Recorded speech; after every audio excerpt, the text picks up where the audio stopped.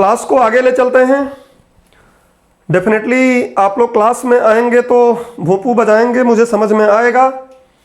एक बार मैं फिर से थोड़ा सा साउंड को बढ़ा देता हूं जिससे बातें क्लियर होंगी। हाँ, चलिए तो सबसे पहले आज के लेक्चर की कोडिंग कर लेते हैं हम लोग कि आज के लेक्चर की कोडिंग क्या है। आज का लेक्चर जैसा कि ये तो आपको रट गया होगा कि एमपीपीएससी मेंस का पेपर 3 चल रहा है। विज्ञान एवं प्रौद्योगिकी अंतिम पड़ाव पर आ गए हैं हम लोग इस यूनिट के। इकाई 1 भौतिक विज्ञान, लेक्चर 017 है और टॉपिक इसका है चुंबक। केवल चुंबक बोलना उचित नहीं रहेगा, सिलेबस में जो है वो पूरा पढ़ देता हूं। तो सिलेबस में बोला है चुंबक गुण, मतलब चुंबक के गुण, कृत्रिम चुंबक निर्माण एवं उपयोग। अब समस्या यह है कि सिलेबस में तो डायरेक्ट इसने केवल ये 3 बातें बोल दिया है, लेकिन इसी से अभी जो जस्ट पेपर हुआ है एमपीपीएससी मेंस का 2020 के अकॉर्डिंग जो पेपर हुआ था उसमें आशीष भाई आ गए हैं। अच्छा चलिए, स्वागत है आपका क्लास में, इंडिया को जिता दिए हैं आप। तो जो पुराना सिलेबस में तो इतनी बात लिखा है, लेकिन पुराना पेपर देख के बात क्लियर हो जाती है कि पुराने पेपर में इससे न तो चुंबक का गुण पूछा, न तो कृत्रिम चुंबक का निर्माण पूछा और न ही उसका उपयोग पूछा, बल्कि उसने पूछा कि अनुचुंबकीय, लौह चुंबकीय और प्रतिचुंबकीय पदार्थों में अंतर लिखिए। तो वो है क्या सिलेबस के बाहर था? सिलेबस के बाहर कहीं भी नहीं था वो। तो फिर क्या था वो? भाई अगर कृत्रिम चुंबक का निर्माण हम करेंगे तो कृत्रिम चुंबक का निर्माण में पहले भी आप लोगों को इस क्लास में बता चुका हूं कि कृत्रिम चुंबक का निर्माण करने के लिए कोई पदार्थ तो लेंगे ना। तो ऐसे पदार्थ तो लेंगे नहीं जो चुंबक कन्वर्ट करने की क्षमता रखते नहीं है अपने में। तो इस आधार पर हमको चुंबक, जब कृत्रिम चुंबक का निर्माण करना है तो चुंबकीय गुणों के आधार पर पदार्थों का या वस्तुओं का वर्गीकरण करना अपरिहार्य है हमारे लिए, आवश्यक है हमारे लिए। और इसलिए सिलेबस के अंदर से ही वो बात उसने उठा के पूछा। लेकिन हम लोग लकीर के फकीर जो बन गए हैं कि जो केवल इसमें लिखा है चुंबक, लिखा है चुंबक पढ़ेंगे, गुण लिखा है गुण पढ़ेंगे, बस उसके आगे पीछे की बात नहीं पढ़ेंगे और इसलिए परेशान हो रहे हैं। खैर, सिलेबस को एक बार फिर से मैं आपको दिखाऊं। कमेंट है, थोड़ा देख लेते हैं। मेरी कृपा तो हमेशा रहेगी, खुश रहो। चलो बढ़ते हैं आगे। अभी सिलेबस को मैंने फिर से लगा दिया है क्योंकि नया चीज शुरू होता है तो सिलेबस लगाना उपयुक्त होता है। पुराने सिलेबस में विद्युत एवं चुंबकत्व करके दिया होता था, मतलब चुंबकत्व अलग से लिख दिया होता था इसी में एवं करके।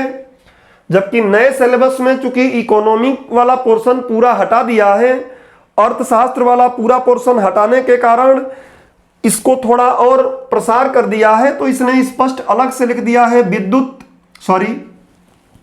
इसने लिख दिया है चुंबक। मैं इस विद्युत को हटा ही दूं आपको कंफर्म। चुंबक गुण, कृत्रिम चुंबक का निर्माण एवं उपयोग। तो ये वाला टॉपिक पढ़ रहे हैं। इसके बाद उष्मा, जिसका नोट्स आपके पास पहुंच गया है, और ध्वनि। तो ये चुंबक हमारा मैक्सिमम मुझे लगता है कि ये लेक्चर 017 है। 017A बहुत कुछ गया तो B गया, नहीं तो नहीं जाएगा। 2 या 3 लेक्चरों में खत्म हो जाएगा ये। अब हम आज के लेक्चर की शुरुआत करते हैं। तो सबसे पहले हम क्या पढ़ें? सबसे पहले हम चुंबक का इतिहास देखेंगे। नोट्स इसका भी रेडी है और अभी मैं आपको दिखाऊंगा कि पुराने, जब लोग सोचे नहीं थे कि ये कहाँ क्वेश्चन है, उस समय भी मैंने ये चीज पढ़ाया था। और वही पुराना, मतलब इससे जस्ट पहले वाली बैच का मैं आपको नोट्स भी, और बच्चे का हैंड राइटिंग में है, मेरे हैंड राइटिंग में वो है भी नहीं। चुंबक सबसे पहले हम समझने का प्रयास करेंगे चुंबक क्या है। नहीं, सबसे पहले थोड़ा परिचय हम समझेंगे कि आखिर में चुंबक का इतिहास कैसे शुरू हो रहा है। सबसे पहले हम थोड़ा सा चुंबक का इंट्रोडक्शन पढ़ेंगे। चुंबक का इंट्रोडक्शन पढ़ेंगे और इंट्रोडक्शन में ध्यान रख लो कि जो चुंबक होता है, इस चुंबक को कुछ और नामों से जाना जाता है और क्यों जाना जाता है वो समझते हैं। कुछ लोग इसको, जो प्राकृतिक चुंबक होता है, इसको ब्लैक स्टोन भी बोलते हैं। ब्लैक स्टोन, जिसको काला पत्थर भी कहा जाता है। अब हिंदी में बोलेंगे तो काला पत्थर ही रहेगा, ब्लैक स्टोन। क्योंकि जो प्राकृतिक चुंबक होता है, ध्यान रख लेना कि चुंबक एक तो प्राकृतिक हो गया, जिसको जो प्रकृति द्वारा ऑटोमेटिक बन रहा है तो प्राकृतिक है, और जब उसको हम बना रहे हैं अपने हिसाब से अपने उपयोग में लाने के लिए तो कृत्रिम चुंबक है। डेफिनेटली जब खोज होगा तो पहले प्राकृतिक का ही होगा। तो कृत्रिम चुंबक, इनकी बात हम करेंगे। जो प्राकृतिक चुंबक होता है ये होता क्या है, तो लोहे का एक अयस्क होता है। लोहे का एक अयस्क होता है। अयस्क और खनिज क्या है पहले ही आप लोगों को मैं बता चुका हूं। तो लोहे का अयस्क होता है जिसको मैग्नेटाइट या हेमेटाइट कहा जाता है। एक मिनट देखता हूं, मैग्नेटाइट या हेमेटाइट बोलते हैं इसी को, मैग्नेटाइट या हेमेटाइट। ये लोहे का एक अयस्क है। इसका रंग कैसा होता है, काला होता है। इसका रंग काला होता है। और ये पाया कहाँ जाता था, एशिया माइनर की तरफ।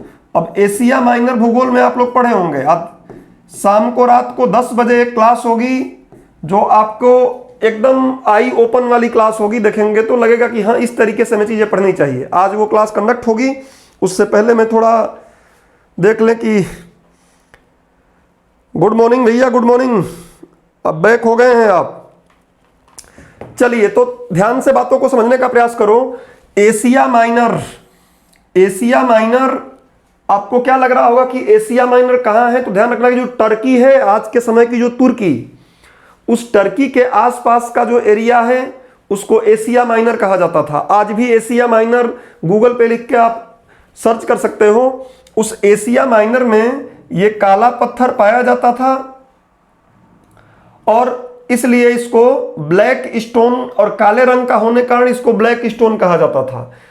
थोड़ा सा इसका परिचय मैं आप लोगों को नोट से ही करा दूं, ज़्यादा बढ़िया रहेगा, क्योंकि जो सीधी लिखी गई बातें हैं उसको बोर्ड पर बहुत देर तक भी चर्चा करके कोई मतलब नहीं है। ये नोट आप लोगों को मिल जाएगा अभी क्लास के बाद। उम्मीद करता हूं कि दिखाई दे रहा होगा। एक बार आप लोग क्लियर कर दें। वैसे नोट्स तो आपके पास जाएगा ही, मैं पढ़ ही रहा हूं, और बाकी नोट्स आपके पास जाएगा अभी क्लास के जस्ट बाद। और डेफिनेटली मुझे दिख रहा है तो आप लोगों को भी दिख ही रहा होगा, क्योंकि आप लोग तो वैसे भी अभी बच्चे हैं तो आंख आप लोगों की और अच्छी होगी। चलिए परिचय में देखो, यही चैप्टर है चुंबक। परिचय में क्या है, लगभग 600 ईसा पूर्व, लगभग, हाँ दिख रहा है, ठीक है, लगभग 600 ईसा पूर्व। 600 ईसा पूर्व मतलब बीसी की बात चल रही है। लगभग 600 ईसा पूर्व यूनान की बात कई बार कर चुका हूं मैं। ग्रीस जो कंट्री है, आज शुरू में भी जब विज्ञान क्या है बताया तब भी लैटिन, ग्रीक, इन सब की बातें किया था। तो यूनान, ग्रीक के एक द्वीप मैग्नेसिया, एक द्वीप था उसका जिसका नाम था मैग्नेसिया, के स्थान पर काली चट्टानें पाई गई थी। इसलिए बैकग्राउंड पहले बताया मैं कि लोहे का अयस्क हेमेटाइट, जिसका रंग काला होता है, तो नीचे खोदेंगे तो काली चट्टानें मिली, उसको चट्टान बोले। तो काली चट्टानें पाई गई थी जो लोहे की बनी वस्तुओं को अपनी ओर आकर्षित करती थी। ये चट्टानें लोहे के ऑक्साइड Fe3O4, इसी को हेमेटाइट बोलते हैं, Fe3O4 का अयस्क थी। अतः मैग्नेसिया नामक स्थान पर पाए जाने के कारण इन्हें मैग्नेटाइट कहा गया। पहले मैग्नेट नहीं कहा गया, उन चट्टानों का नाम मैग्नेटाइट कहा गया, जिससे मैग्नेट शब्द की उत्पत्ति हुई। तो इंग्लिश में मैग्नेट शब्द की उत्पत्ति मैग्नेटाइट शब्द से हुई। हमको जब तक बेसिक तरीके से नहीं पढ़ेंगे एग्जाम में क्वेश्चन हल नहीं कर पाएंगे, बार बार तकलीफ में आ जाएंगे कि ये क्वेश्चन कहां से आ गया, कहां से। तुम लोग पहले दिखा लूं मैं कि ये जब ये अभी पेपर नहीं हुआ था मेंस का, उसके पहले की कॉपी है। और उस कॉपी, उस बैच में, आप लोगों के बैच में रिंकू शर्मा जी जो हैं वो ऑफलाइन क्लास में भी उस समय बैठते थे। तो इसमें देखोगे मैं ऑलरेडी वो चीज पढ़ा चुका हूं जो एग्जाम में आया था। उस समय लोग सोचे भी नहीं होंगे कि हमको यह भी पढ़ना है। देखो, चुंबक के गुण के आधार पर पदार्थों का वर्गीकरण, 1846 में माइकल फैराडे ने किया था। फेडारे गलत लिख दिया है उसने, जो भी लिखे है। फैराडे प्रतिचुंबकी, डाइमैग्नेटिक, अनुचुंबकी, अणु नहीं है, अणु, ये सब आप लोगों को सही करना है, अपने हाथ से लिखोगे तो अनुचुंबकीय, पैरामैग्नेटिक, स्पेलिंग में बोर्ड पे लिखे दूंगा, लौह चुंबकी, फेरोमैग्नेटिक। ये देखो, इनको इस बार मैं थोड़ा इसको और बढ़ा दूंगा। इस बैच में मैं इन बातों से उस समय, क्योंकि मैं देखता हूं कि एमपीपीएससी का अप्रोच कैसा है, पहले पढ़ा दिया कि एकदम ब्लैंक ना रहे मेरा स्टूडेंट एग्जाम में जाए तो आराम से लिख पाए, क्योंकि 11 नंबर का क्वेश्चन था, तीनों में अंतर इतना लिखेगा उसका काम चल जाएगा, नंबर मिल जाएगा। लेकिन इस बार मैं थोड़ा इसको और एड ऑन कर दूंगा, थोड़ा और बढ़ा दूंगा आप लोगों के बैच में। देखो ये चीजें ऑलरेडी पढ़ाई गई हैं, इसलिए हमें सिलेबस को भली भांति पढ़ना है, न कि भाग दौड़ करके करना है, उससे कुछ होगा नहीं। आते हैं परिचय पर।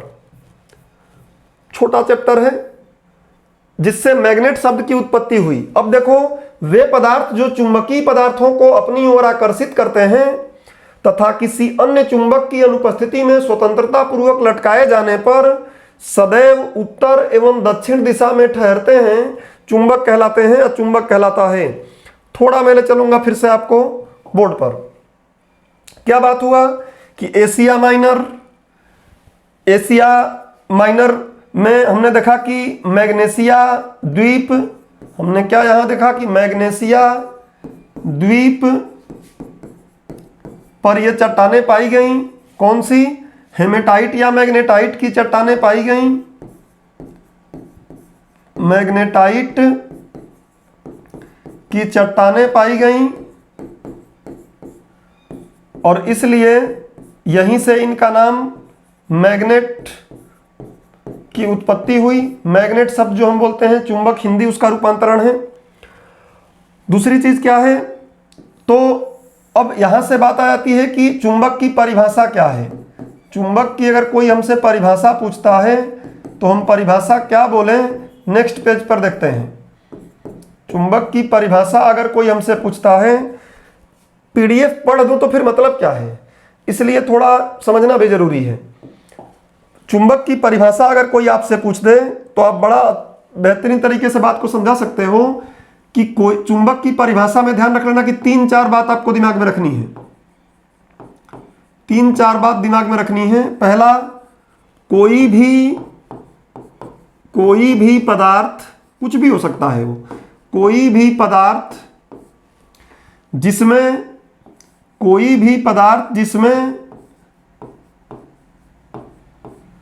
चुंबकीय वस्तुओं को, जिसमें चुंबकीय, यहीं से एक तरीके से बैकग्राउंड बनने लगा पदार्थों के बारे में।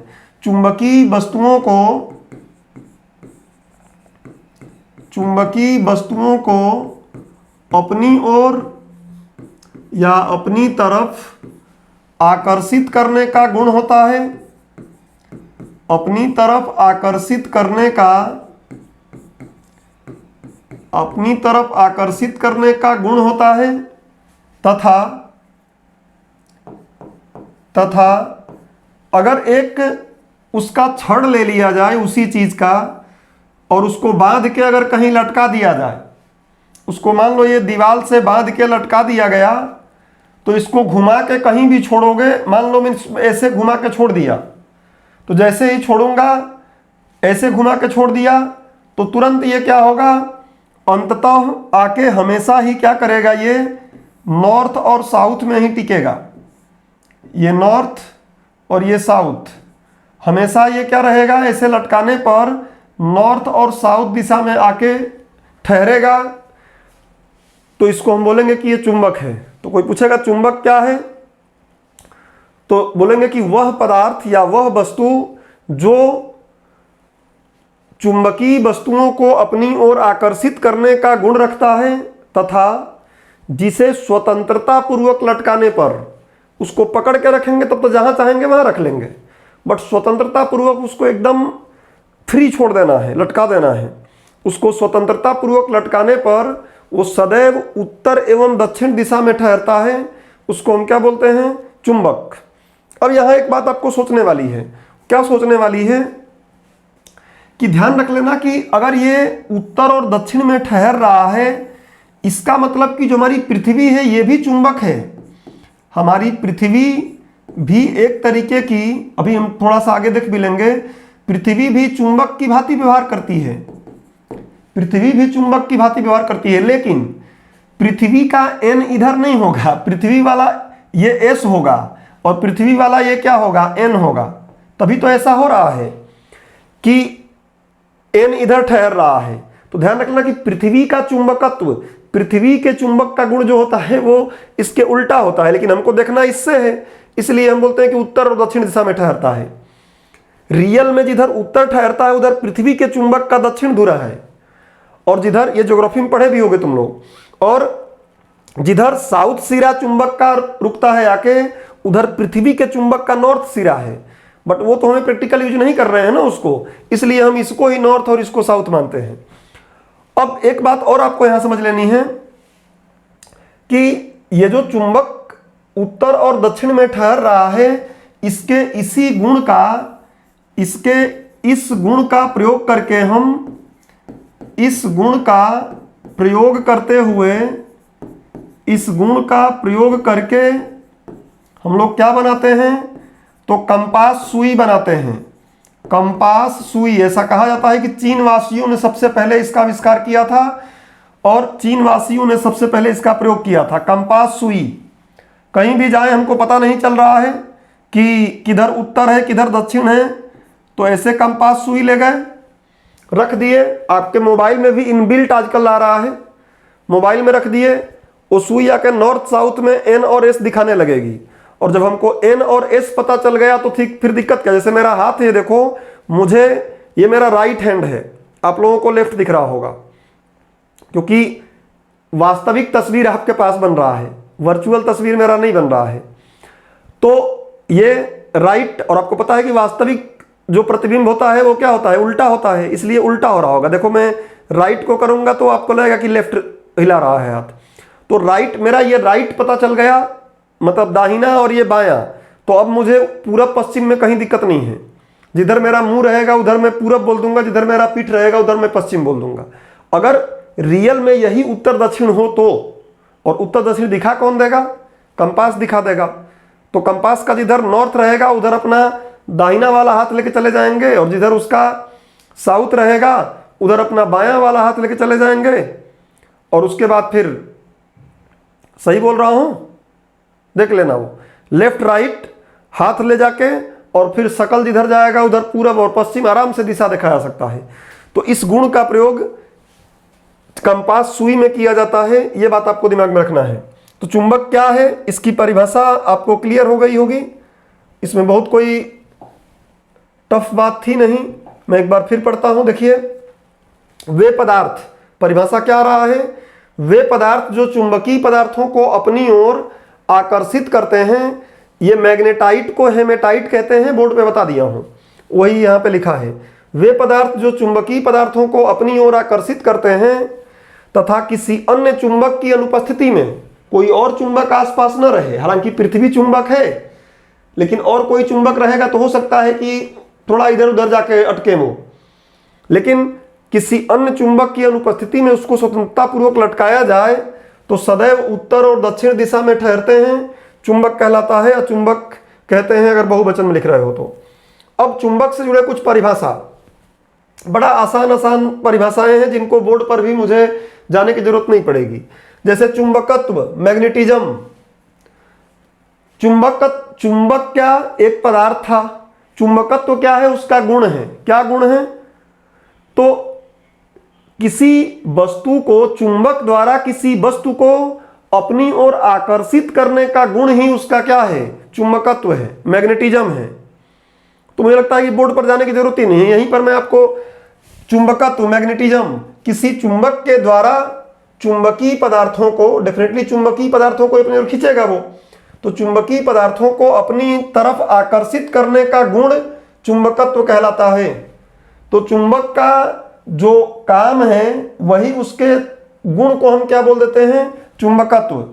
अब नोट आपको समझना है, यहां पर कभी प्रीलिम्स वगैरह में उलझा दे कि चुंबक के आकर्षणात्मक गुण का पता, चुंबक जो है आकर्षण करता है, वस्तुओं को खींचता है अपनी ओर, इसका पता यूनान वासियों ने लगाया, क्योंकि वही सबसे पहले इसको पाए थे एशिया माइनर में। तो चुंबक के आकर्षणात्मक गुण का पता ग्रीक या यूनान वासियों ने, जबकि दिशात्मक गुण का पता चीन वासियों ने लगाया था। अभी बताया कि कंपास सुई जो है तो दिशात्मक गुण होता है इसमें, ये चीन वासियों ने बताया था। इसके लिए दिशात्मक गुण का प्रयोग दिशा को पहचानने के लिए प्राचीन काल से अभी तक प्रयोग किया जाता है। डेफिनेटली आप देख सकते हैं कि प्राचीन काल में जब वास्को डिगामा और कोलंबस जैसे, और उससे पहले भी बार्थोलोमियो डियाज, ऐसे बहुत से लोग जो ट्रेवलर रहे हैं, वो अपने साथ कुछ ऐसे उपकरण लेकर चलते थे जिन उपकरणों के माध्यम से उनको पता चल जाए कि मैं किस दिशा में जा रहा हूं, किस दिशा में मुझे जाना है। तो प्राचीन काल से जब से लोगों को इसके बारे में नॉलेज हुआ, तब से लेके आज तक इसको दिशा पहचानने में इसका प्रयोग किया जा रहा है।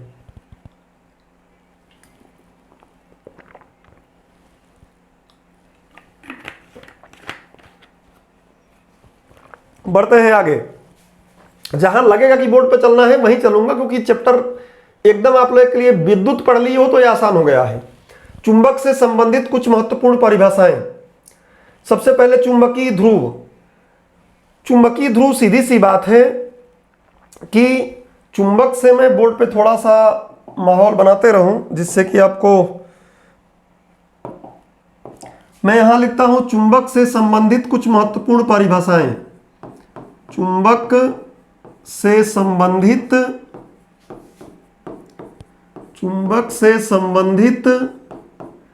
कुछ महत्वपूर्ण परिभाषाएं। कुछ महत्वपूर्ण परिभाषाएं। इसमें सबसे पहले हम पढ़ लेते हैं कि चुंबकीय ध्रुव क्या होता है। इसमें पहला बिंदु हम पढ़ लेते हैं चुंबकीय ध्रुव। अब ऐसे ही क्लियर हो गया कि चुंबकीय ध्रुव क्या है। ध्यान रखो भाई, चुंबक अगर है, खासकर दंड चुंबक अगर हम लेते हैं, कितना भी छोटा चुंबक ले लो वो तो रहेगा ही, तो उसके किनारे किनारे पर ऐसा देखा गया कि लोहे के छोटे छोटे बुरादे ले लो, जिसको इंग्लिश में आयरन फिलिंग्स कहते हैं। कारपेंटर के यहाँ जाओगे तो देखोगे वो लोग काम करते हैं तो लकड़ी के छोटे छोटे हिस्से इकट्ठा हो जाते हैं, जिसको लकड़ी का बुरादा बोलते हैं। वैसे ही लोहे के बुरादा लेकर आ जाओ तो ऐसा देखा गया कि उस लोहे के बुरादे को अगर यहाँ रख दिया जाए ऐसे और फिर हटाया जाए तो हम देखते हैं कि यहाँ ज़्यादा चिपक जाते हैं लोहे इस एरिया में ज़्यादा चिपकते हैं, इस एरिया में ज़्यादा चिपकते हैं, और जैसे जैसे बीच में आते हैं, जैसे जैसे हम बीच में आते हैं वैसे वैसे बहुत ही कम चिपकते हैं। बीच में बहुत ही कम चिपकेंगे, इक्का दुक्का चिपक गए तो चिपक गए। किनारों पे बहुत ज़्यादा चिपकते हैं।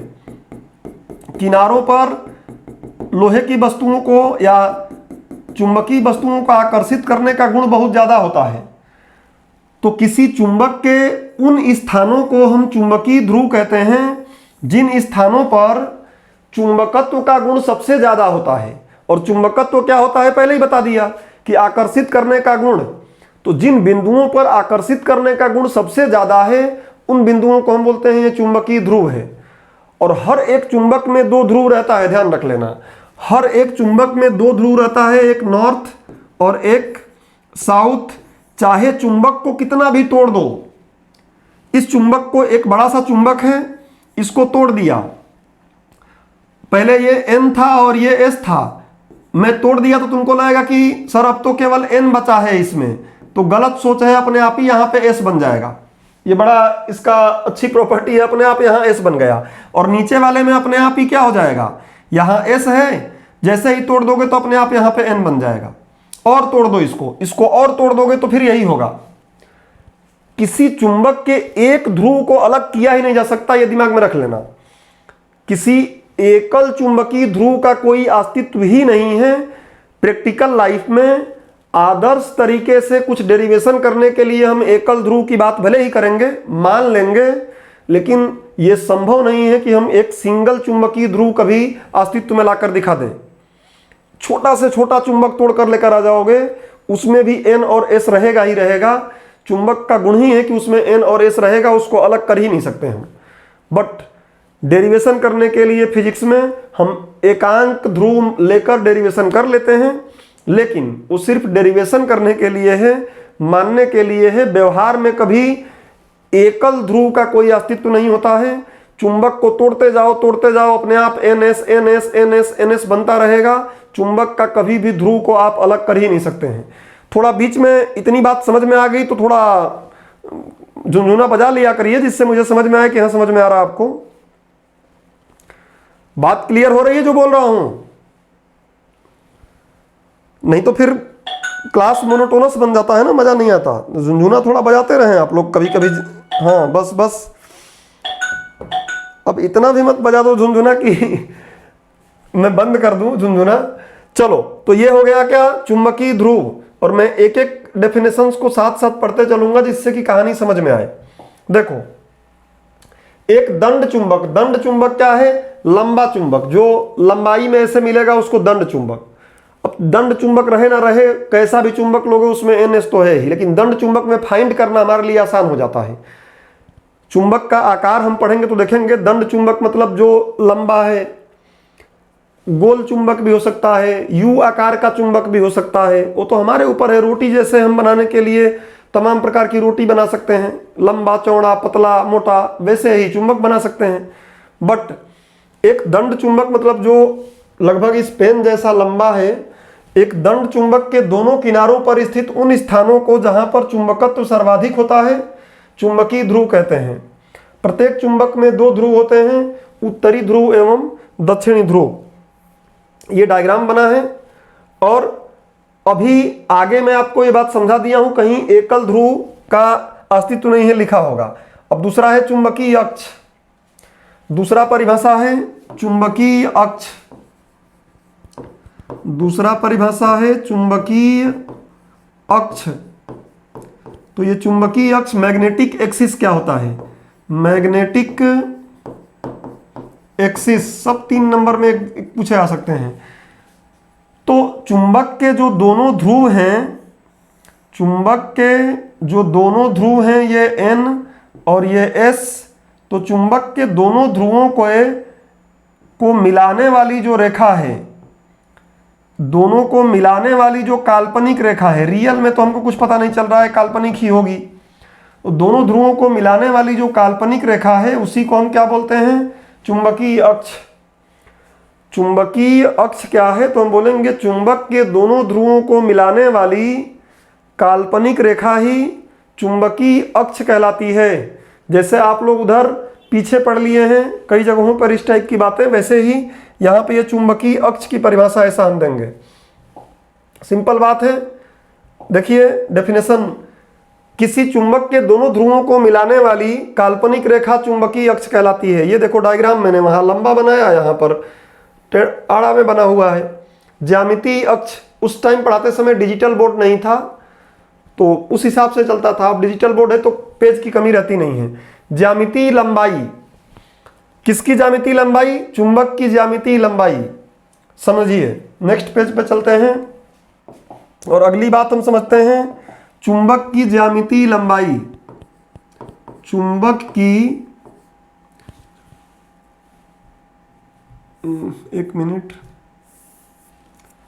चुंबक की ज्यामितीय लंबाई। चुंबक की ज्यामितीय लंबाई। अब ज्यामितीय लंबाई मतलब geometrical length of a magnet, English में अगर बोलना है तो geometrical length of a magnet. बड़ा आसान बात है। एक चुंबक लो और उस चुंबक को स्केल से माप लो। इमेजिन कर लो ये N है और ये S है।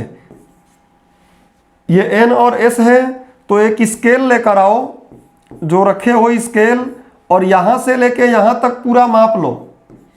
यहां से यहां तक लाके पूरा माप लोगे तो जो भी माप आएगा इसका, इसी माप को हम क्या बोलते हैं? चुंबक की ज्यामितीय लंबाई। तो बोलेंगे कि चुंबक की कुल लंबाई को ही हम क्या बोलते हैं? चुंबक की ज्यामितीय लंबाई। और लंबाई है तो मात्रक मीटर रहेगा, ये बताने की जरूरत नहीं है। देखो ज्यामितीय लंबाई क्या है? किसी चुंबक की संपूर्ण लंबाई ज्यामितीय लंबाई कहते हैं। अब आ जाओ चुंबक की प्रभावी लंबाई। दूसरी बात क्या है, यही बात सेम लिखना है, बस ज्यामिति की जगह पे लिखना है प्रभावी लंबाई, इफेक्टिव लेंथ, प्रभावी लंबाई। अब बोलना है प्रभावी लंबाई, जिसको हम बोलेंगे इंग्लिश में इफेक्टिव लेंथ, इफेक्टिव लेंथ। तो इफेक्टिव लेंथ मतलब क्या, सीधी बात है, आपको बस इतना समझ लेना है कि जो चुंबक होता है, इस चुंबक का जो N यहां हम दिखा रहे हैं और जो यहां S दिखा रहे हैं, इस बिंदु पर है, एकदम किनारे पर नहीं है, एकदम किनारे पर नहीं है, बल्कि यहां थोड़ा सा पहले होता है। तो इन दोनों बिंदुओं के बीच का जो दूरी रहता है ना, इसको हम बोलते हैं प्रभावी लंबाई। लेकिन आपको इतना कॉम्प्लिकेटेड करके नहीं करना है, आप बस ये समझ लो कि आप चुंबक की पूरी माप ले लो और माप लेने के बाद उसमें 5/6 से गुणा कर दो, 5/6 इंटू ज्यामितीय लंबाई। ये डेरिवेशन से चीजें मिली हुई हैं, हमको दिमाग में रख लेना है। किसी चुंबक की ज्यामितीय लंबाई स्केल से माप लो और उसमें 5/6 से गुणा कर दो। अब 5/6 से क्यों गुणा कर रहे हैं, हमारे जीएस के लिए काम का नहीं है, बस समझ लो कि बाई ऑब्जर्वेशन ये देखा गया है कि किसी चुंबक की जो ज्यामितीय लंबाई होती है, उस लंबाई को 5/6 से अगर गुणा कर दिया जाए तो उसकी प्रभावी लंबाई प्राप्त हो जाती है। अब बात ये उठ के आती है कि कौन बड़ा इसमें रहेगा, तो ज्यामितीय लंबाई ही बड़ा है, ध्यान रख लेना। क्योंकि 5/6 अगर 6/6 का गुणा होता तो 1 बनता, दोनों बराबर हो जाते, ऊपर वाला छोटा नीचे वाला बड़ा, मतलब प्रभावी लंबाई थोड़ी कम होती है और ज्यामितीय लंबाई थोड़ी ज्यादा होती है। तो ये बात आपको दिमाग में रखना है और इस बात को फिर हम लोग नोट में चल के देख लेते हैं। देखिए नोट में अगर हम चले तो यही बात लिखी गई है, चुंबक की प्रभावी लंबाई। चुंबक की प्रभावी लंबाई उनके ध्रुवों के बीच की लंबाई के बराबर होती है, वही बोला ध्रुवों के बीच, टोटल लंबाई नहीं, ध्रुव थोड़े से किनारे से पहले पहले हैं।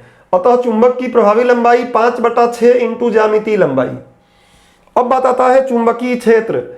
मैं आप लोगों को क्षेत्र इतने बार बता चुका हूं, गुरुत्वीय क्षेत्र, विद्युत क्षेत्र, और उस समय चुंबकीय क्षेत्र की भी बात हो गई थी, तो यह बहुत ही सिंपल बात आपके लिए हो गई है। यही मैं पढ़ देता हूं कि चुंबकीय क्षेत्र मतलब क्या, किसी चुंबक के चारों ओर का वह क्षेत्र, चलो बोर्ड पे चलते ही हैं, दिल है कि मानता नहीं, क्या करें, फील ही नहीं आती जब तक बोर्ड पे ना आए। देखो चुंबकीय क्षेत्र क्या है, चुंबकीय क्षेत्र क्या है, चुंबकीय क्षेत्र, एक चुंबक ले लो और इस चुंबक के चारों तरफ ये एन एस, मत बोलना सर कभी एन इधर रख रहे हो कभी एस उधर रख रहे हो, चलेगा, कोई दिक्कत नहीं है, आपको जहां मन करेगा वहां लिख लेना, क्योंकि वैसे तो ऊपर ऐसे बनाएंगे, लेकिन नॉर्मली आप इधर जहां मन करे वहां कर लेना। अब ये चुंबक चारों ओर अपना एक क्षेत्र बना लेगा, चारों ओर क्षेत्र बना लेगा। इस क्षेत्र में अगर मान लो एकल कोई ध्रुव लेकर आ रहे हो, एकल ध्रुव का अस्तित्व तो है ही नहीं, लेकिन मान लो लेके आ गए कहीं से, एस लेकर आ गए अगर यहां पर, तो ये एस को क्या करेगा, यहां से रिपल करेगा, प्रतिकर्षित करेगा, प्रतिकर्षित करेगा, और ये क्या करेगा, इस एस को अपनी ओर खींचेगा, आकर्षित करेगा, और दोनों का परिणामी रिजल्ट, अंततः इन दोनों का जो रिजल्ट लगेगा वो इस पर लगेगा, उतने से वो प्रतिकर्षित होगा, क्योंकि ये पास है तो पास वाले का इफेक्ट ज्यादा पड़ेगा। ऐसे ही अगर एन ध्रुव लेकर आ जा रहे हो, मान लो यहां एन ध्रुव लेकर आ गए, अकेला एन ध्रुव लेकर आ गए, तो ये क्या करेगा, इसको खींचेगा, आकर्षित करेगा, तो ये क्या करेगा, ये वाला इसको प्रतिकर्षित करेगा, प्रतिकर्षित करेगा, और अलग अलग बिंदुओं पे अलग अलग होगा। यहां लेकर आओगे तो कुछ और लगेगा बल, यहां लेकर आओगे कुछ और लगेगा, यहां लेकर आओगे कुछ और लगेगा, यहां लेकर आओगे कुछ और लगेगा। जैसे आग तापने वाला एग्जांपल दिया था ना, कि आग के पास जितना करीब रहोगे उतना ज्यादा गर्माहट लगेगी, जितना दूर रहोगे उतना कम गर्माहट लगेगी। एक समय के बाद बहुत दूर निकल जाओगे तो गर्माहट न के बराबर फील होगी। वही बात यहां है, किसी चुंबक के चारों ओर का वह क्षेत्र जिसमें कोई अन्य चुंबक या चुंबकीय पदार्थ या एकल चुंबक एकल ध्रुव क्या करता है, आकर्षण या प्रतिकर्षण बल का अनुभव करता है, उस क्षेत्र को हम क्या बोलते हैं, चुंबकीय क्षेत्र, मैग्नेटिक फील्ड। कहीं भी कोई दिक्कत हो, आपके प्रश्न स्वीकार्य हैं, बट मैं कोशिश करूंगा कि कहीं आपको कोई दिक्कत हो ही नहीं। किसी चुंबक के चारों ओर का वह क्षेत्र जिसमें कोई अन्य चुंबक आकर्षण या प्रतिकर्षण बल महसूस करता है, सिंपल बात। अब बात आती है, चुंबक क्षेत्र कहलाता है, डायग्राम वही बनाया गया है। अब बात आती है चुंबकीय क्षेत्र की तीव्रता। तो विद्युत क्षेत्र की तीव्रता, इसलिए मैं बोलता हूं कि कंटिन्यूटी में पढ़ना जरूरी है। मैं अपना फॉर्मेलिटी पूरा कर दूं कि मैं रोज रोज क्लास लूं, चाहे कोई ले ना ले क्लास में, और मैं कोर्स कंप्लीट करके अपना बोल दूं कि हो गया काम, तो मेरा काम पूरा नहीं हुआ। इसलिए मैं चाहता हूं कि आप कंटिन्यूटी में पढ़ाई करो, कंटिन्यूटी में क्लास लो, जिससे कि पढ़ाने वाले को भी समझ में आए कि कहाँ दिक्कत जा रही है, और पढ़ने वाले को भी कहीं दिक्कत है तो पूछ सके। और इसलिए मैं थोड़ा सा आप लोगों का स्पेशल एक बैच है, जिसमें मैं थोड़ा सा निष्क्रिय टाइप से, थोड़ा सा कम आराम से चल रहा हूँ, क्योंकि बहुत से लोग पीछे के 10 लेक्चर देखे ही नहीं। अब उनको मैं अभी पढ़ाऊंगा, लाइव आ भी जाएंगे तो क्या उनको मिल जाएगा। और इतनी पर्याप्त छुट्टियों के बाद अगर ये हालत है तो फिर आप सीरियस ही नहीं हो पढ़ाई के प्रति। बढ़ते हैं आगे। चुंबकीय क्षेत्र की तीव्रता, विद्युत क्षेत्र की तीव्रता पढ़े होंगे तो ये भी आपको पता होगा, ऑटोमेटिक पता चल जाएगा। देखो, चुंबकीय क्षेत्र की तीव्रता अगर निकालनी है तो क्या है, सिंपल बात समझ लो। चुंबकीय क्षेत्र की तीव्रता अगर निकालनी है तो एक एकांक किसी चुंबक, एक चुंबक, ये चुंबक लिया, मान लो ये चुंबक है NS, और इसने चुंबकीय क्षेत्र बनाया है, ये चुंबकीय क्षेत्र है, इसका चुंबकीय क्षेत्र है। और इस चुंबकीय क्षेत्र के किसी बिंदु A पर, बहुत से बिंदु हैं, A B C, बहुत से बिंदु बना सकते हो, एकांक नॉर्थ पोल लेकर आओ। कौन सा लेके आना है, एकांक यूनिट नॉर्थ पोल, क्योंकि इनके खिंचाव का मात्रक ध्रुव प्राबल्य होता है, अभी हम देखेंगे।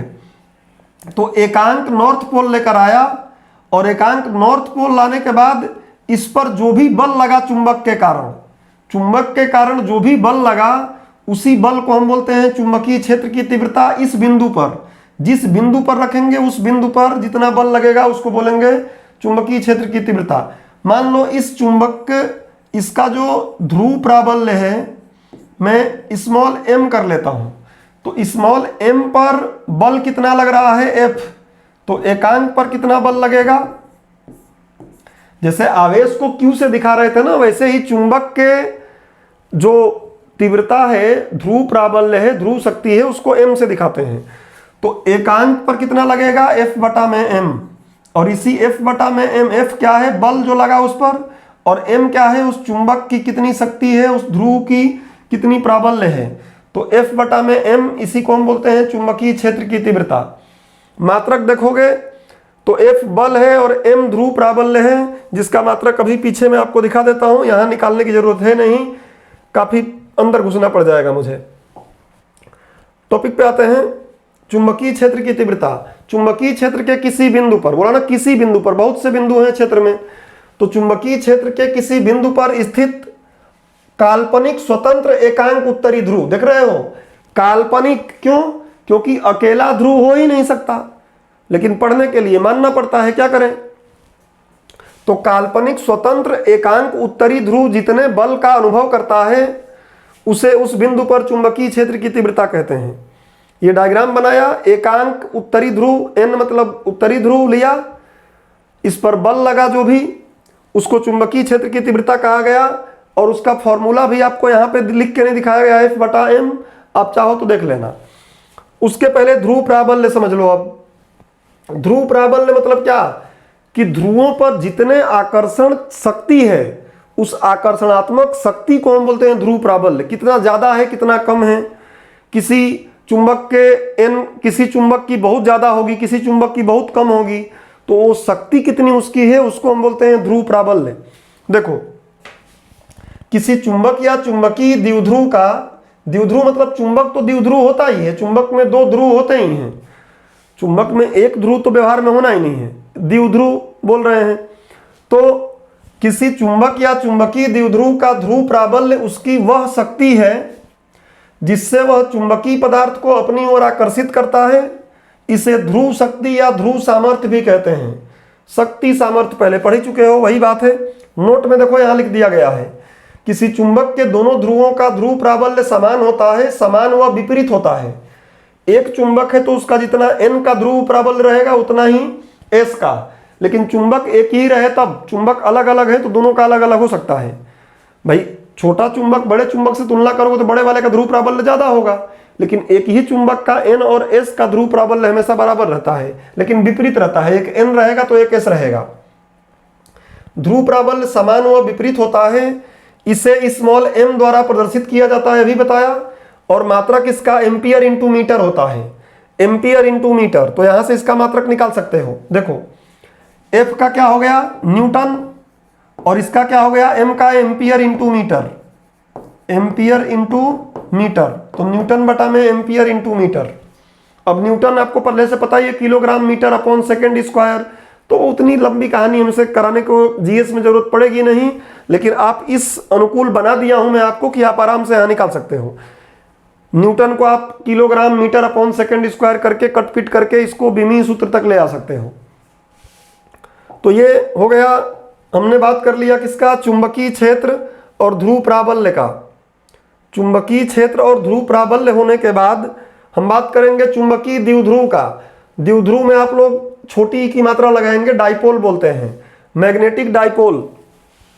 अब ये औपचारिकता मात्र है क्लास में करने का। आप खुद ही समझ गए हो कि एक चुंबक के दो ध्रुवों को, एक चुंबक के दो बराबर और विपरीत ध्रुवों को एक दूसरे के पास पास रख देते हैं तो उसको बोलते हैं चुंबकीय द्विध्रुव। अरे तो चुंबक तो द्विध्रुव होता ही है, लेकिन फिर भी क्योंकि डेरिवेशंस करने पड़ते हैं फिजिक्स में बहुत से, और इसलिए विद्युत द्विध्रुव, दो बराबर और विपरीत आवेशों को पास पास रख दो तो विद्युत द्विध्रुव बनता है। तो उसी कंसेप्ट को लेकर यहां ये बोल दिए हैं कि जब दो समान परिमाण परंतु विपरीत, ध्यान रख लेना यहां, परंतु जब दो समान परिमाण वाले ध्रुव प्राबल्य के विजातीय ध्रुवों को, विजातीय मतलब एक n और एक s, विजातीय ध्रुवों को एक दूसरे से अति अल्प दूरी पर, बहुत दूर नहीं, बहुत बड़ा ऐसे नहीं बनाना है, काम ही नहीं करेगा, अति अल्प दूरी पर रखते हैं तो इस संपूर्ण निकाय को, इस संपूर्ण व्यवस्था को हम बोलते हैं चुंबकीय द्विध्रुव। मतलब सीधा है कि अगर चुंबकीय द्विध्रुव कोई आपसे पूछेगा तो हर चुंबक अपने आप में चुंबकीय द्विध्रुव है, हर चुंबक अपने आप में चुंबकीय द्विध्रुव ही तो है, मैग्नेटिक डाइपोल। बट यहां बस ये बोल दिया गया कि n और s दोनों का परिमाण सेम रहे, भैया ध्यान रख लेना, दोनों का ध्रुव प्राबल्य सेम और अपोजिट रहे। इन दोनों को एक दूसरे के पास पास रख देंगे तो इस पूरे चीज को हम एक शब्द में क्या बोल देते हैं, चुंबकीय द्विध्रुव। मतलब एक चुंबक अपने आप में व्यवहार में हमेशा चुंबकीय द्विध्रुव ही होता है। ये बात तो हो गई चुंबकीय द्विध्रुव का। अब आगे आते हैं और अब आ रहा है चुंबक के गुण। चुंबक के क्या क्या गुण हैं ये जरूर याद कर लेना, ये सिलेबस में सीधा लिखा हुआ है और मैंने उतना पर्याप्त लिखा दिया हुआ है कि किसी भी नंबर में आएगा तो आप इसको कर सकते हो। चुंबक के गुण को यहीं मैं पढ़ रहा हूं, ध्यान से, अब तक तो सब समझ ही गए हो। चुंबक चुंबकीय पदार्थों को अपनी ओर आकर्षित करता है, एकदम सही बात। किसी दंड चुंबक को स्वतंत्रता पूर्वक लटकाने पर वह सदैव उत्तर दक्षिण दिशा में ठहरता है, रिपीटेड बात, फिर वही आ गई। सजातीय ध्रुवों के बीच प्रतिकर्षण तथा विजातीय ध्रुवों के बीच में आकर्षण होता है। एन एन एक दूसरे को आपस में अपनी तरफ खींचेंगे, प्रतिकर्षित करेंगे, एस एस प्रतिकर्षित करेंगे, जबकि एन और एस एक दूसरे को क्या करेंगे, आकर्षित करेंगे। ठीक विद्युत जैसा, इसलिए विद्युत पहले पढ़ाया। उसके बाद चौथा क्या है, एक अकेले चुंबकीय ध्रुव का कोई अस्तित्व नहीं होता है, पहले ही बता दिया। प्रतिकर्षण ही चुंबक का मूल गुण होता है, ये आपको पहले मैं समझा दूं। ये कभी इंटरव्यू वगैरह में भी पूछ लिया जाएगा अगर आप बीएससी किए हो तो। ये बात समझना जरूरी है कि प्रतिकर्षण ही, भाई चुंबक में दो गुण है, प्रतिकर्षण और आकर्षण दोनों। प्रतिकर्षण ही चुंबक का वास्तविक गुण है। प्रतिकर्षण ही चुंबक का वास्तविक गुण है। इसको कैसे समझें? समझो ध्यान से। एक चुंबक हमने लिया N और एक चुंबक लिया यहां S। इसके पास में जैसे ही एक लोहे का टुकड़ा लेकर आ जाओ, ये चुंबक है, ध्यान रख लेना, समझना बात को ध्यान से। ये चुंबक है और ये लोहे का टुकड़ा है। लोहे का एक लोहे का टुकड़ा है ये बात महत्वपूर्ण है समझने वाली, ध्यान से। लोहे का टुकड़ा है, तो जैसे ही इस लोहे के टुकड़े को चुंबक के पास लेकर आओगे ना, अपने आप ही प्रेरण के कारण प्रेरण यहां पे हो जाएगा और ये वाला अपने आप क्या बन जाएगा? S। और ये वाला अपने आप क्या बन जाएगा? N। जब तक इस चुंबक के साथ रहेगा, तभी तो इसी गुण का पालन करके हम लोग बाद में कृत्रिम चुंबक बनाएंगे, नहीं तो कृत्रिम चुंबक बनता ही नहीं। लोहा है, ये लोहे का टुकड़ा है, लेकिन चुंबक के करीब आया तो इसके इस सिरे पर जो N के करीब है उस सिरे पे S बन गया, और जो N से दूर है उस सिरे पे N बन गया। मतलब S से जो दूर है उस पे देखो S बना है, और S के जो करीब है उस पर N बना है। मतलब समान चुंबक के समान ध्रुव वाले के सामने जो हिस्सा रहेगा उस पर उल्टे प्रकार का ध्रुव प्राबल्य पैदा हो जाएगा, और जो दूर रहेगा टुकड़ा सिरा उस पर उसी प्रकार का N है तो N ही प्रकार का ध्रुव पैदा हो जाएगा अपने आप ही। अब क्या करेंगे हम? एक और लोहे का टुकड़ा लेकर आओ, एक और लोहे का टुकड़ा, ध्यान से समझना इस बात को। लोहे या निकिल का जो भी हो, लोहे का टुकड़ा फिर लेकर आया तो अब क्या होगा? फिर इस पर अपने आप ही क्या बन जाएगा? फिर इस पर बन जाएगा S और इस पर क्या बन जाएगा? N। सब एक दूसरे को खींचने लगेंगे। तो हम देख रहे हैं कि आकर्षण यहां हो रहा है, यहां आकर्षण हो रहा है, लेकिन आकर्षण यहां भी हो रहा है, आकर्षण यहां भी हो रहा है। तो हमको समझ में कैसे आए, हमको ये बात कैसे समझ में आए कि ये भी चुंबक है क्या? कोई बोलेगा कि बताओ ये चुंबक है, ये चुंबक है, तो बोलेंगे नहीं ये चुंबक नहीं है, लेकिन फिर भी ये खींच तो रहा है, आकर्षण तो कर रहा है। और ये चुंबक है, ये वाला चुंबक है, ये चुंबक है और आकर्षण भी कर रहा है, और ये भी आकर्षण कर रहा है। तो हम कैसे समझें? अगर मान लो मैं पहले से ऐसे बना के रख दूं और फिर आप लोगों को बोलूं कि बताओ कि इसमें से कौन सा चुंबक है कौन सा चुंबक नहीं है, तो बड़ा मुश्किल हो जाएगा हमारे लिए बताना, क्योंकि आकर्षण का गुण मुख्य गुण नहीं हो रहा है। लेकिन अगर आप थोड़ा सा पढ़े लिखे हैं तो आप बोलेंगे मैं बता सकता हूं कि कैसे होगा ये। अब मान लो आप लोगों को क्लास में से नीलेश भाई आते हैं, एक और लोहे का टुकड़ा लेके आ जाते हैं यहां। तो नीलेश भाई, अब रेड से दिखा रहा हूं, समझना बात को कि क्या मैं समझाना चाह रहा हूं। नीलेश भाई आते हैं और वो क्लास में आते ही बोले मैं चेक करके बता देता हूं, अभी एक लोहे का ही टुकड़ा लेकर आते हैं। क्या लेकर आते हैं? लोहे का टुकड़ा। फिर लोहे का टुकड़ा लेकर आए, तो लोहे का टुकड़ा तो लाओगे तो फिर ये भी आकर्षित करेगा इसके प्रभाव के कारण। तो ये N बन गया और ये S बन गया और ये N बन गया, ये फिर आकर्षण हो जाएगा। तो ये बोलेंगे ये चुंबक है, गलत हो जाएगा। अब आशीष आते हैं, वो नया दिमाग लगाते हैं, थोड़ा शॉर्टकट, नीलेश बाबू शॉर्टकट में गए। अब ये शॉर्टकट में नहीं जाएंगे, ये शॉर्टकट से थोड़ा दूर जा रहे हैं। देखिए समझ में आ जाएगी बात। सर इसमें प्रेरण वाला पॉइंट दोबारा बता दीजिए। प्रेरण मतलब पिछली क्लास नहीं देखे हो? फिर प्रेरण मैंने कि इसको देखकर ये भी चुंबक बन जाएगा। प्रेरण पिछली क्लास में मैंने पढ़ाया भी था प्रेरण के बारे में। तो ये रूल है कि एक चुंबक के पास, कभी तुम एक चुंबक खरीद लेना आज ही जाके, और एक लोहे का कटिया या कील होता है उसके पास ले जाना। तो लोहे का कील उससे आकर्षित हो रहा है। क्यों आकर्षित हो रहा है? क्योंकि चुंबक का ये N है, मेरा हाथ दबस समझना, अंगूठा N है, और तुम ये लोहे का कील लेकर आए तो कील खींच रहा है। क्यों खींच रहा है उधर?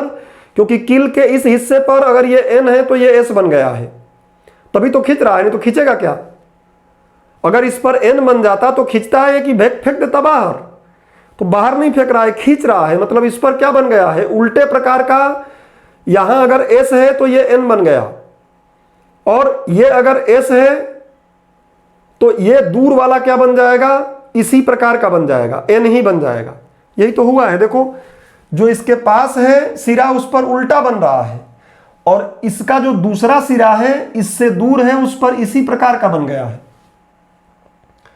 बोलोगे सर यहां से नहीं समझना, यहां से समझाओ, यहां से भी समझ लो। S से जो दूर सिरा है देखो उस पर S बन गया। अब बोलोगे सर बहुत दूर है उस पर N बन गया, उससे लेना ही नहीं। हम तो आप हमेशा इससे देखो, करीब वाले से, कि जो करीब है उसके करीब अगर कोई लोहे का टुकड़ा या लौह चुंबकीय पदार्थ आया तो उस पर उल्टा ध्रुव बनेगा, और जो इससे दूर सिरा रहेगा उस पर उसी प्रकार का सिरा उत्पन्न हो जाता है। इसको हम बोलते हैं चुंबकीय प्रेरण, मैग्नेटिक इंडक्शन। आगे बात क्लियर? पॉइंट फिक्स नहीं है, जैसे S हमेशा S रहे। पॉइंट फिक्स कैसे? ये N अगर एक दूसरा और ले रहा हूं, देखो ये चुंबक है, ये एक चुंबक है, यहां मैं एक चुंबक लिया और इस पर मैं यहां N कर दिया, यहां S कर दिया। अब मैंने घुमा के इसको ऐसे रख लिया, मेरी मर्जी। और मैं एक लोहे का टुकड़ा लेकर आया, लोहे का टुकड़ा मैं ब्लैक कलर से दिखाता हूं, ये लोहे का टुकड़ा लाया, तो लोहा कोई चुंबक तो था नहीं, लेकिन इसके संपर्क में आने पे क्या हो जाएगा? जो लोहे के टुकड़े का सिरा पास है उसमें उल्टा बनेगा N, और जो सिरा दूर है उस पर उसी प्रकार का बन जाएगा S। तभी तो ये खींचेगा, तभी तो लोहा खींच रहा है इससे, नहीं तो लोहा खींचता क्या इससे? लोहा तभी तो खींचेगा ना। ये लोहे का टुकड़ा उधर खींच क्यों रहा है? क्योंकि इस पर N यहां बना है, तभी तो खींच रहा है।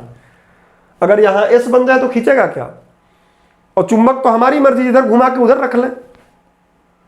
बस ये फिक्स है कि चुंबक के करीब जो सिरा रहेगा उस पर उल्टे प्रकार का ध्रुव बनेगा, और चुंबक से दूर वाला जो सिरा रहेगा उस पर उसी प्रकार का ध्रुव पैदा हो जाएगा। अब क्लियर है? एकदम सिंपल बात की गई है। कहीं कोई समस्या हो तो कमेंट कर लो, और समस्या नहीं हो तो भोंपू बजा दो, मैं आगे बढ़ूं।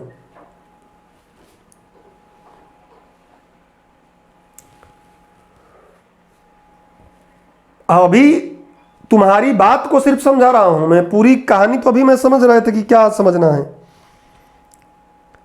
सर दो चुंबकों में S और N फिक्स रहते हैं या बदलते रहते हैं? अरे ये आगे का क्वेश्चन क्यों पूछ रहे हो यार?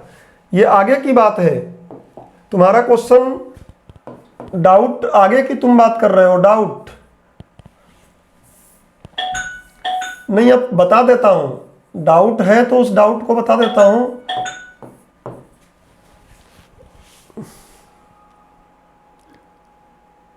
नहीं, मैं नहीं समझ पा रहा हूं, मैं तो आप जो पूछे हो उसका डाउट बता रहा हूं। डाउट क्या है कि अगर प्राकृतिक चुंबक है, ये आगे पढ़ेंगे ना। प्राकृतिक चुंबक है तो इसका N और S फिक्स रहेगा। जहां N है वहीं S, N और S हमेशा फिक्स रहेगा। किसी की हिम्मत नहीं है कि इसको बदल दे, फिक्स्ड नियत रहेगा। लेकिन जब हम कृत्रिम चुंबक बनाएंगे, हम कृत्रिम चुंबक जब बनाएंगे तो उस समय दो प्रकार के बना सकते हैं। कृत्रिम चुंबक हमारे हाथ में है, एक हम स्थायी बना देंगे, स्थायी चुंबक बनाएंगे। स्थायी चुंबक में हमेशा ही क्या रहेगा? N और S फिक्स रहेगा। आगे डिटेल कराऊंगा, अभी बस इतना समझ लो, N और S फिक्स रहेगा। बट ये हमारे काम के बहुत ज़्यादा है नहीं, अस्थायी हमारे काम के ज़्यादा होंगे। आगे पढ़ाऊंगा तो बताऊंगा। अस्थायी, टेम्पररी, और इसमें हमारी मर्जी है कि हम चाहें तो N और S को बदल सकते हैं। ये N है, ये S है, कभी ज़रूरत पड़ जाएगा तो इसको S बना देंगे, इसको N बना देंगे। और ये कैसे पॉसिबल है आगे बताऊंगा। ये नॉट फिक्स्ड, फिक्स नहीं है। तो कहानी पूरी ये है, जो तुम पूछे हो वो आगे हम पढ़ेंगे ही, ऑलरेडी आगे उसको हम पढ़ेंगे ही। बट इतनी बात आपको समझ में अब आ गई होगी कि प्राकृतिक चुंबक का NS फिक्स रहेगा, कृत्रिम चुंबक का हमारे हाथ में है कि हम फिक्स रखना चाहते हैं या फिक्स नहीं रखना चाहते हैं। हम नहीं फिक्स रखें तो ज़्यादा बढ़िया है, और क्यों ज़्यादा बढ़िया है वो आगे पढ़ेंगे तो फिर क्लियर है, अच्छी बात है। खैर, ये जड़ से आपका डाउट क्लियर हो गया जो आप चाह रहे थे पूछना। अब मैं अपने टॉपिक पे आ जाऊं। इतनी बात समझ गए, नीलेश भाई आए, लोहे का टुकड़ा लाए और लाके यहां रख दिए, चाहे यहां रख ले चाहे यहां रख ले, तो किसी एक को बोल देंगे चुंबक है, तुक्का हो जाएगा। लेकिन मान लो क्लास में अंकित भारद्वाज जी आ जाते हैं और वो काफ़ी रेशनल है, आजकल पढ़ाई लिखाई ना करके कहीं लेटे हुए हैं, सोए हुए हैं, जुकाम है उनको, तो मान लेते हैं काफ़ी दिमाग चला लेते हैं। वो बोलते हैं कि थोड़ा हम टाइम लगाएंगे, एक वो चुंबक और लेकर आए, अपने जेब में पकड़ के एक और चुंबक लेकर आए। ध्यान से समझना बात को, एक और चुंबक ही लेकर आए, वो एक और चुंबक लेकर आए N और S, और इस चुंबक और बाकी सबका NS आपको पता चल ही गया है। नहीं पता रहे तो घुमा घुमा के देख लेंगे कि प्रतिकर्षित, क्योंकि इसको घुमा दोगे ना, जैसे मान लो नीलेश बाबू अभी इसको घुमा देते हैं, बोलते हैं सर मैं इसको उल्टा घुमा के जरा देखता हूं। जैसे ही उल्टा घुमाएंगे ना तो फिर ये N के पास वाले पर फिर से S ही बन जाएगा और फिर से यहाँ N ही बन जाएगा, घुमाने से कुछ नहीं होगा। जैसे ही घुमाओगे फिर, क्योंकि लोहा है वो, तो इससे आकर्षित होगा ही, क्योंकि इस पर चुंबक का गुण आ गया है इसके कारण, करीब करीब रखे हैं। तो कभी देखना, एक चुंबक लो, एक कील लो, पास पास रखो, फिर दूसरी कील रखो, वो कील कील को खींचने लगेगी, फिर एक और कील लो, वो कील उस कील को खींचने लगेगी। तुम लोग क्या बचपना भी सही से नहीं जिए हो, ऐसा लगता है मुझे। वो जियो बचपना, कम से कम ये छोटी छोटी बातें तुम्हारे व्यवहार में घटित होती हैं। इन्हीं को तो देखकर विद्वानों ने बहुत कुछ बना दिया। मुझे बड़ा दुख है कि मैं नहीं बनाया, कि बचपन में कितनी चीजें हम देखते हैं, उसको सोचते ही नहीं है ना, हम विचार ही नहीं करते हैं, हमको रटना है, 90% लाना है। तो अब क्या, इसको तो घुमाने से कुछ नहीं हो रहा है, लेकिन ऐसे क्या समझ में आएगा, भोंपू केवल बजने से नहीं समझ में आएगा कि हाँ कोई ऐसी बात नहीं थी जो भोंपू से क्लियर हो। खैर, तो चुंबक लेकर आए अंकित दादा, और चुंबक लाके क्या करते हैं, वो एक को लेकर आए।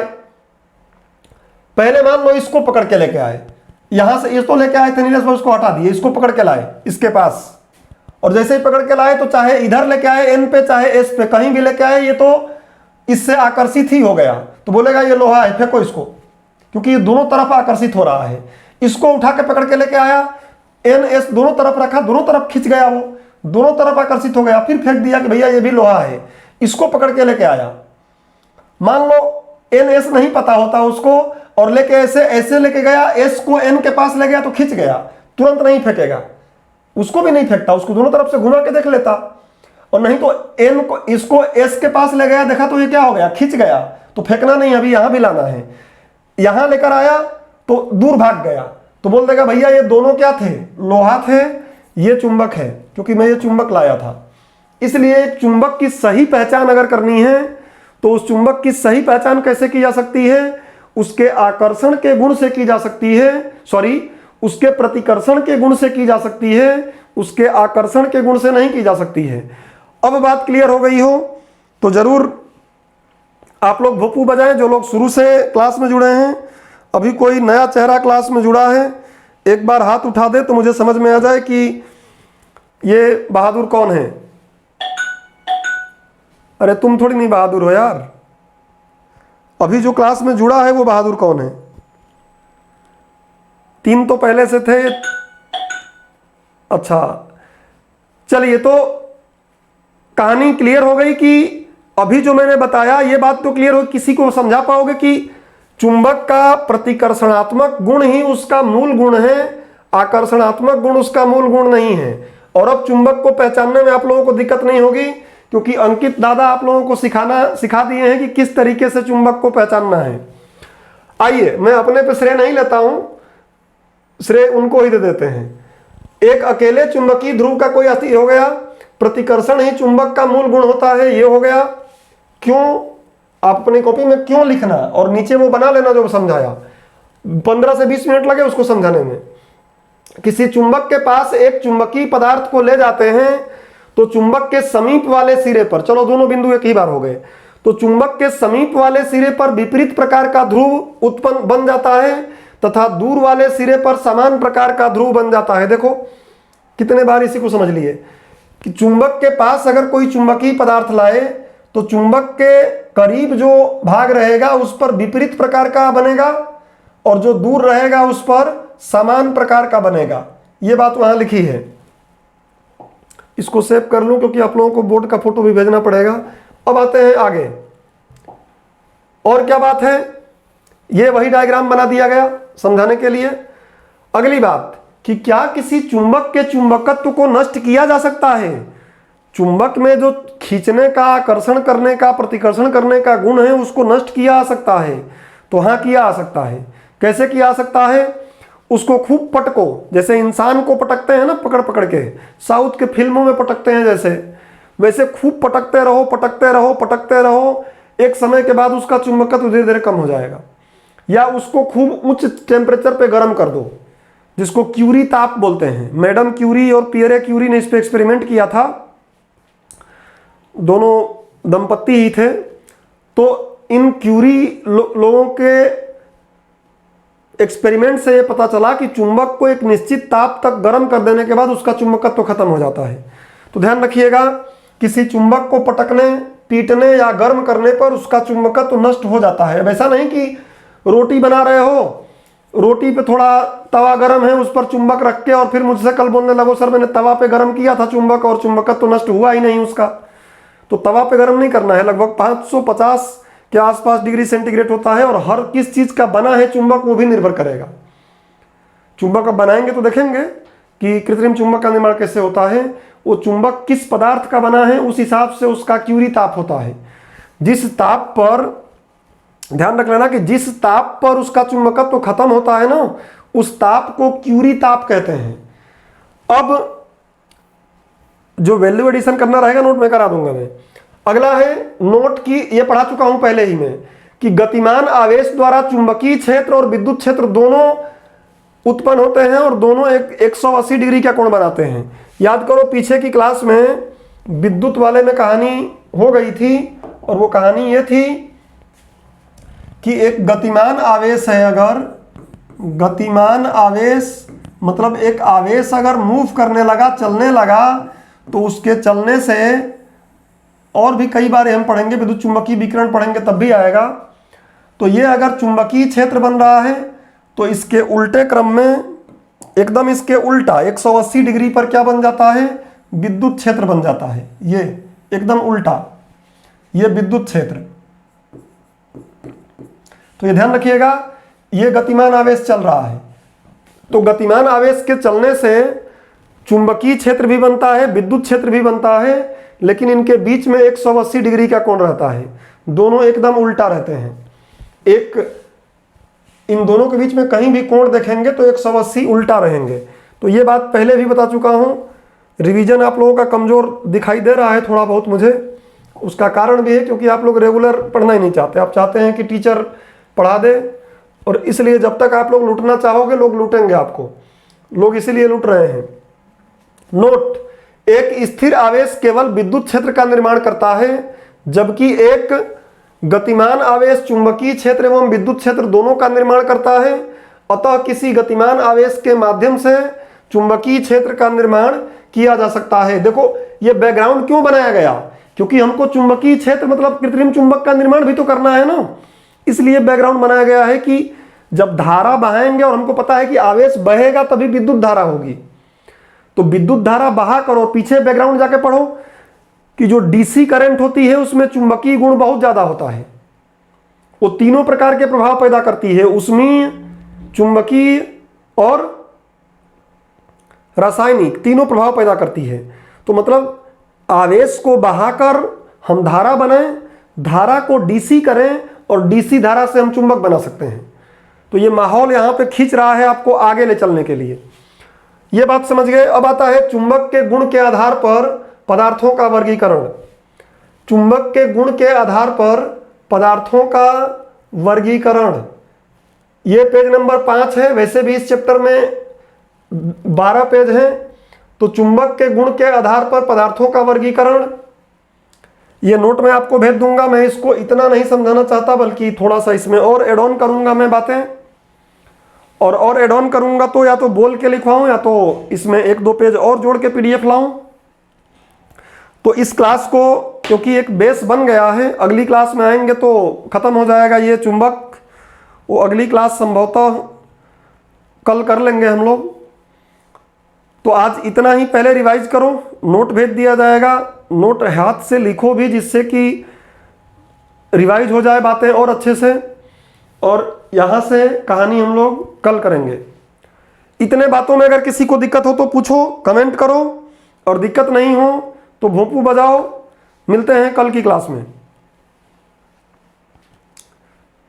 बोलो भाई।